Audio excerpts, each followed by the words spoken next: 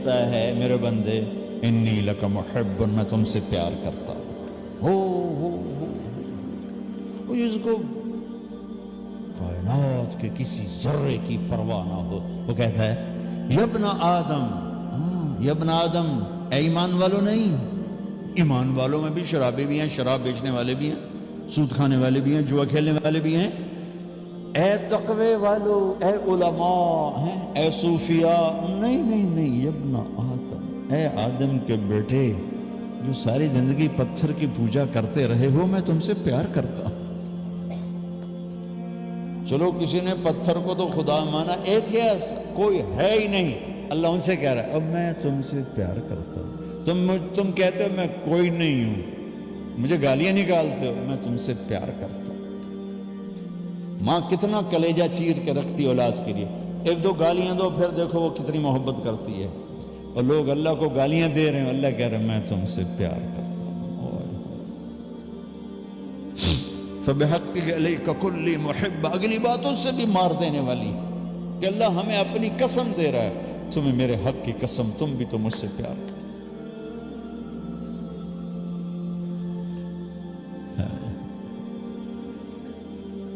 پھر قرآن میں آؤ، یا ایہا الانسان، یہاں بھی یا ایہا الذین آمنوا نہیں ہے، یا عبادی الذین اتقوا نہیں ہے، یا ایہا الانسان۔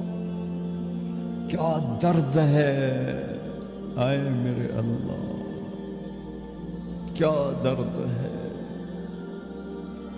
ما غرک بربک الکریم الذي خلقك فسواك فعدلك في أي صورة ما شاء ركبك۔ میرے بندے تو مجھ سے بدگمان ہو گیا، کیوں ہو گیا؟ خلاصہ بتا رہا ہوں، ترجمہ نہیں۔ اللہ ایک ایک انسان کو کندھوں سے پکڑ کے کہہ رہا ہے، ایک ایک مرد، عورت، ناچنے والی، گانے والا، شراب کے اڈے چلانے والا، زنا کے اڈے چلانے والا، پتھر کا پجاری، اللہ کا منکر، اللہ یہاں سے پکڑ کے کہا میرے بندے میں نے تمہیں پیدا کیا، میں تیرا رب، میں نے تجھے کتنا خوبصورت بنایا، تو میرے بارے میں کیوں بدگمان ہو گئی؟ اولاد ماں باپ پہ شک کرنے لگے کہ ماں باپ نے ہمارے لیے کچھ نہیں کیا، ماں باپ زندہ مر جاتے ہیں، ان کو دکھ نہیں دیکھا جاتا۔ یہ آیت بتاتی ہے کہ میرا اللہ کیا کہہ رہا ہے، میرا بندہ مجھ سے ہی تو بدگمان ہو گیا۔ دیکھا ہے میں نے تمہیں کیسے بنایا، کبھی شیشے میں کھڑے ہو کے دیکھ الم نجعل لہ عینین، ان آنکھوں کی قیمت کہیں سے لے سکتے ہو؟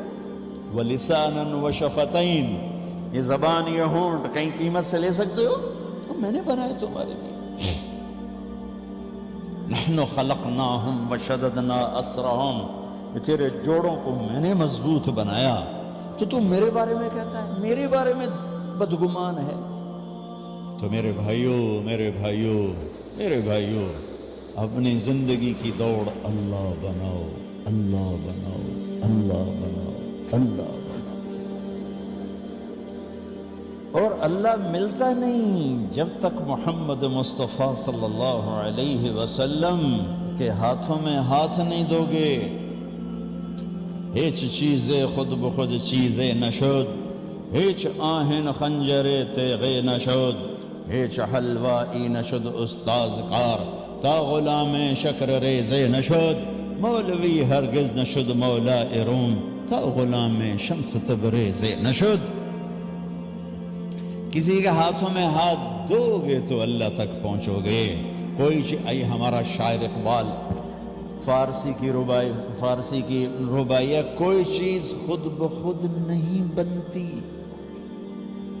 کوئی بنانے والا ہوتا ہے۔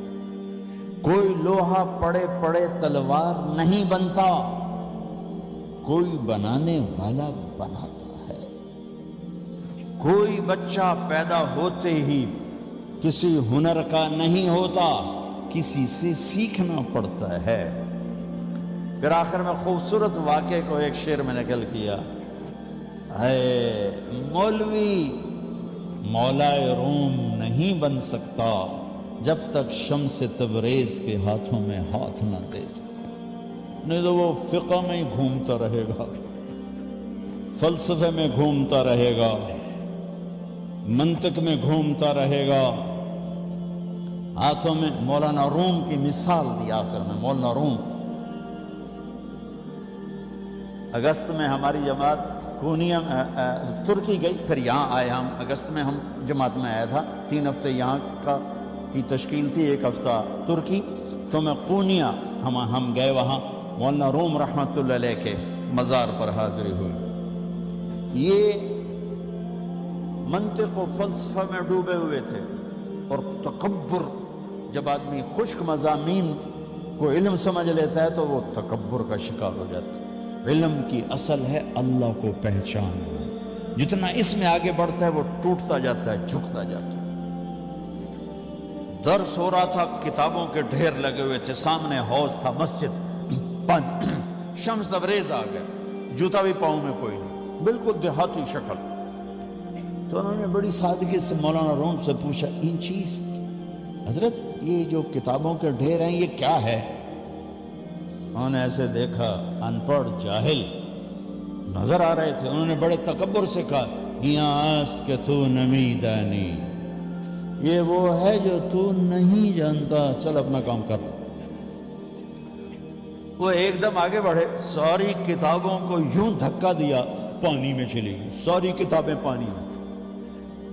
مولانا روم تو سر پیٹ کر، وہ تیرا بیڑا غرق، وہ ایک بدبخت، تو نے میری ساری زندگی کی محنت برباد کر دی۔